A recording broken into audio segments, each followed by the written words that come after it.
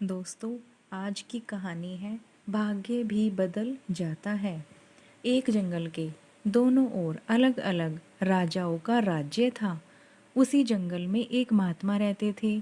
दोनों राजा उन्हें अपना गुरु मानते थे। उसी जंगल के बीच एक नदी बहती थी और उसी नदी को लेकर दोनों राजाओं के बीच तनाव और झगड़ा चलता था। एक दिन बात बिगड़ते बिगड़ते यहाँ तक पहुँच गई कि कोई दोनों राजा सुलह करने के लिए राजी नहीं था। इसलिए युद्ध तय था। दोनों राजा ने महात्मा से आशीर्वाद लेना था। जब राजा महात्मा के पास पहुंचा तो महात्मा ने उससे कहा कि तुम्हारे भाग्य में जीत नहीं लगती, आगे ईश्वर की मर्जी। यह सुनकर पहले तो राजा थोड़ा चुप हुआ, लेकिन फिर उसने सोचा कि अगर हारना ही है तो पूरी ताकत से लड़ेंगे, मगर हार नहीं मानेंगे। अगर हार हो भी गई तो हार को दूसरे लोगों के लिए उदाहरण बना देंगे। दूसरा राजा भी आशीर्वाद लेने के पास महात्मा के पास पहुंचा। महात्मा ने कहा, भाग्य तो तेरे पक्ष में लगता है। राजा तो ये सुनकर खुशी से भर गया। जब वापस लौटा तो निश्चित हुआ कि जैसे उसने युद्ध जीत ही लिया हो। धीरे धीरे रात और दिन बीते और फिर युद्ध का दिन आ गया। दोनों राजाओं की सेना युद्ध के मैदान में जमा हो गई और लड़ना शुरू कर दिया। एक तरफ की सेना यह सोचकर लड़ रही थी कि चाहे किस्मत में हार लिखी हो, परंतु हम हार नहीं मानेंगे। वही दूसरी तरफ की सेना ये सोचकर लड़ रही थी, जीतना तो हमें ही है, तो फिर डरना कैसा।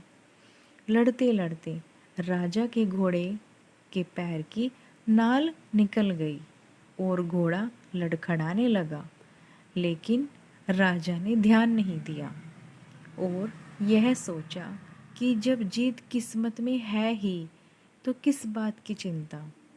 परंतु कुछ ही देर बाद घोड़ा लड़खड़ाकर गिर गया और राजा दुश्मन के हाथों पड़ गया और उसकी हार हो गई।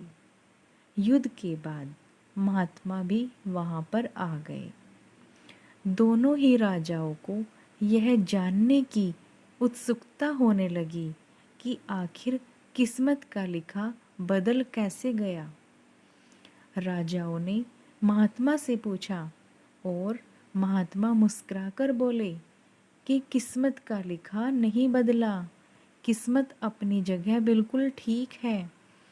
उन्होंने जीतने वाले राजा की तरफ इशारा करते हुए कहा, अब आपको ही देख लो राजन, अपनी हार के बारे में सुनकर आपने दिन रात एक कर दिया, सब कुछ भूलकर जबरदस्त तैयारी की, खुद हर बात का ख्याल रखा, जबकि पहले आपकी योजना सेनापति के दम पर युद्ध लड़ने की थी। फिर महात्मा ने हारने वाले राजा को कहा, आपने तो युद्ध से पहले ही जीत का जश्न मनाना शुरू कर दिया था। आपने तो अपने घोड़े की नाल तक का ख्याल नहीं रखा, तो फिर इतनी बड़ी सेना को कैसे संभाल पाते। हुआ वही जो किस्मत में लिखा था, भाग्य नहीं बदला, पर जिनके भाग्य में जो लिखा होता है उन्होंने खुद ही अपना भाग्य बदल लिया। फिर बेचारा भाग्य भी क्या करता। दोस्तों, भाग्य लोहे की तरह वहीं खींच कर जाता है जहाँ कर्म का चुंबक लगा हो। हम भाग्य के अधीन नहीं हैं, हम तो स्वयं भाग्य के निर्माता हैं। हम जो भी कर्म करते हैं, असल में वही हमारा भाग्य बनता है। कुछ परिस्थितियों पर हमारा वश नहीं चलता, जैसे किसी अच्छे और अमीर घर से पैदा होना, यह हमारे बस में नहीं, लेकिन कर्म के बिना फूल से धूल होने और कर्म के साथ धूल से फूल होने की उदाहरणों से दुनिया भरी पड़ी है। तो दोस्तों, ये कहानी कैसी लगी हमें कमेंट कर ज़रूर बताएं।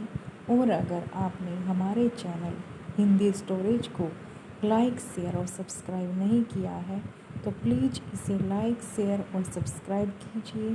Thanks for watching. बाय।